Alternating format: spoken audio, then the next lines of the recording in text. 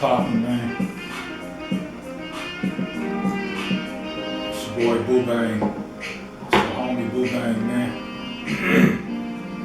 Back with another motherfucking, woo wop. This time, man, we gonna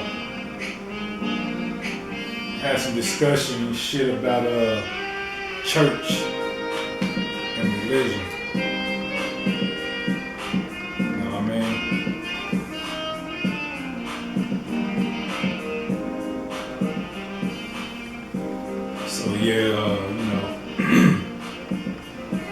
This conversation gonna be about church and religion, because I know that religion is one of the biggest parts of our life, right? And most of us grew up in some type of church, under some type of religion. And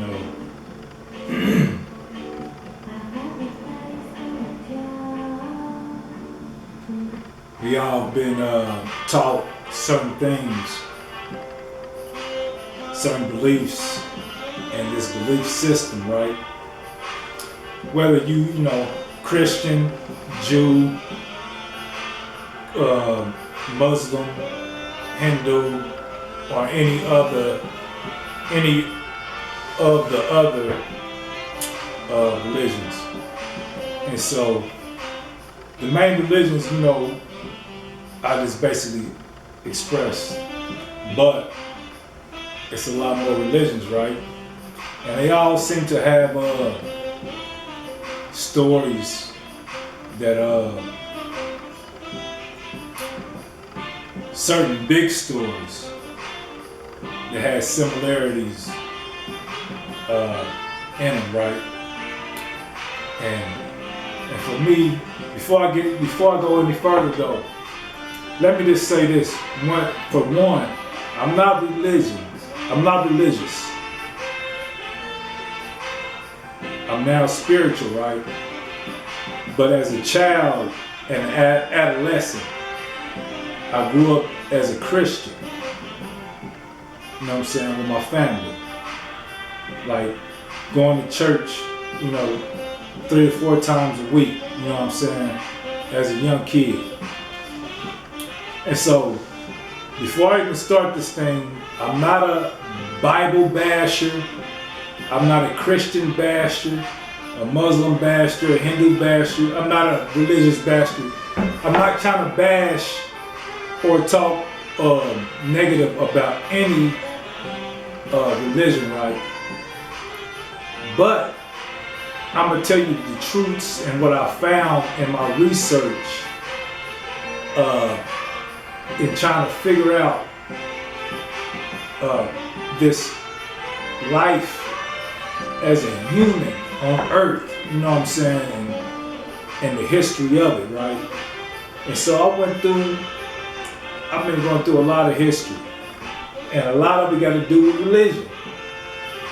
So we're going to talk church, we're going to talk religion, because I know for a majority of us, like I said, we grew up in the church, and for a majority of the black people that I know grew up in the church, and it's always been about the church, and it's been about Christianity. It's been about this book right here. You know what I mean? It's been about this book. Let me see if I can turn the page and get something. It's been about this book. You know what I mean? I read this book at least 2 or 3 times when I was in prison, you know what I mean? When I was locked up. I read it into the Hindu. I read it to Christianity. I read into Muslim faith. I read into Judaism. So I got an idea of how all of them work and how all of them, the concept or they ideology, right? Or how they think, or how their religion, kind of operated, right? And this I learned this shit like, I think I was locked up. I learned this shit when I was probably 18. In the county jail on a murder charge, man. On a murder charge in 1993. I was like 18. And I started going into, that's when I started going deep into all these religions and praying to God, you know, that I get out of that. Because, you know, like I'm innocent and I'm stuck in this motherfucker facing 25 years of life. You know what I mean? On a $150,000 bond, you know what I'm saying? And so, at 17, you know what I'm saying? This shit hit me hard, right? And so I'm in that motherfucker. The time I was in there fighting this case, looking up, I'm going to the law library, but I'm also starting to read into all the religions. You know what I mean? Because I'm trying to talk to God. I got to get up out of this. Like, I'm talking to God, like, God, why you got me in this? You know what I'm saying? So I need to learn some shit. So I get baptized and everything. You know, this is another story though. I'm gonna continue to talk about this as I go through these sessions. But I got baptized, you know what I'm saying? And I'm gonna go on with this because I got baptized like 4 times. You know what I'm saying? But I continue to talk about that. But anyway, when we talking about church, right? We all grew up in this church, right? And church, as far as we know, has been from way back. You know what I'm saying? Way back, centuries ago, way back. Ancestors, you know what I'm saying? Grandfather, grandmothers, and all that grew up in the church, and that's how we got in the church, right? And then passed down to our mothers and to us. But let's think about the topic though. Church. What is church? A community of people, right? A community of people in a gathering, having spiritual reading and you know, and talking about their religion, right? And so, why do we get this idea that we gotta be in one place though, in a building, to have church? That's one question. As Christians, as people that go to church on Sundays, and I know most of y'all do, or you know, whatever day you go to church, majority of our neighborhood people are involved in church, right? So let me know. Why do we consider, or why do we think, or have this idea that we got to go to one building to have church? Not saying there's nothing wrong with it, or none of that. But we got to go to one building to have church, right? So answer me this too. Why we can't commune and come together in a group in a park? Why we can't come together as a group in the streets, on the block, in somebody's house, at somebody's house? Those are all options, right? We don't have to go to a church to have church. Church is in your heart, right? Is my understanding. Church is in your heart.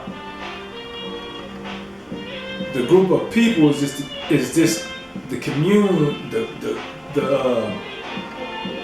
communion, or the group of people is just there to support each other, right? But you can have church by yourself. You ain't gotta have a group. But just saying though, if in a group, why do we have to go to one particular place called church? This church house. One question. This is this you know, open dialogue right now on this conversation. We don't get further into this because I just got questions right now that I kind of want y'all to you know, go over in your mind and just think about. And so Another thing is when we talk about church, and this book right here, how many people actually read the Bible? How many people actually go through this Bible and read it on their own time? Or do most people in the church, you know what I mean, go along and just read along with the pastor when they're in church, Saturdays and Sundays or whatever days it may be when you having service?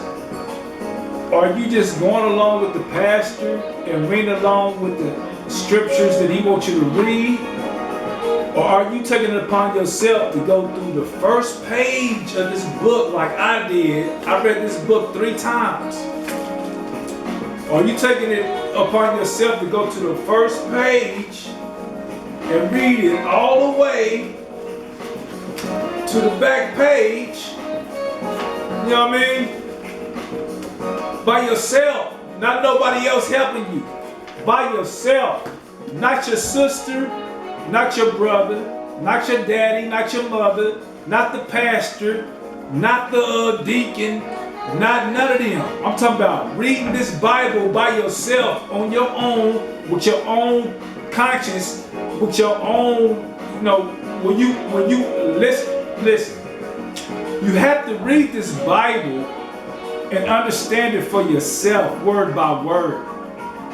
You have to go into this Bible and be honest with yourself when you're reading it. The words that you don't understand, you have to go to the dictionary and get the information or get the definition of the words that you read. Because if you just read through the Bible and it's words that you truly don't understand and you're just trying to get an idea of what you think they might be, it's not gonna do you no good. You're doing a disservice for yourself. You understand me? So you gotta get this thing right here, and you gotta get a Bible and a dictionary together as you reading through it, and you gotta look up the words, the dictionary. Look in the dictionary and look up the words that you read. Because if you don't understand what you're reading and you're just trying to breeze through it, that's where you're losing and not understanding it. You're not gonna grasp the concept of what this really is. And so we get further into that. Read the Bible yourself though. Go through it word for word, reading it. And like I said, swallow your pride and grab a dictionary and look up the words that you don't understand to get a meaning, an idea of what the word is actually talking about. And so then, you know, let's go to another one. If you do read the Bible, and even if you don't read the Bible by yourself, if you know about the Bible and you heard the word and you go to church and you're some type of person to say you with, you know, Christ, how many guys is it?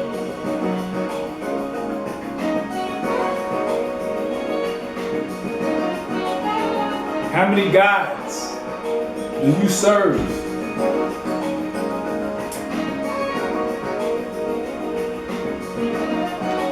Is a God you understand or know,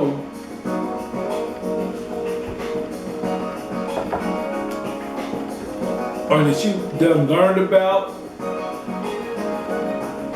and understand to, you know, your understanding of God. Is your God a loving God?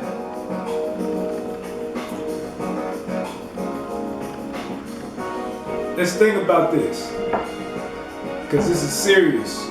This is a serious question. Is your God a loving God?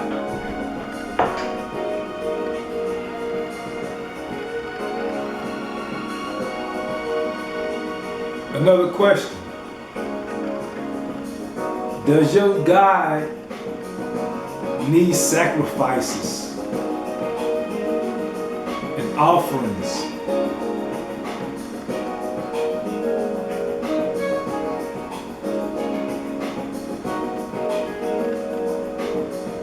Does your God need sacrifices? Does your God ask you to sacrifice something or someone for him? Or do your God ask you for offerings? And in some particular way, you understand out of your book, out of your religion, that your God needs sacrifices from you or offerings from you. Does your God need sacrifices or offerings from you?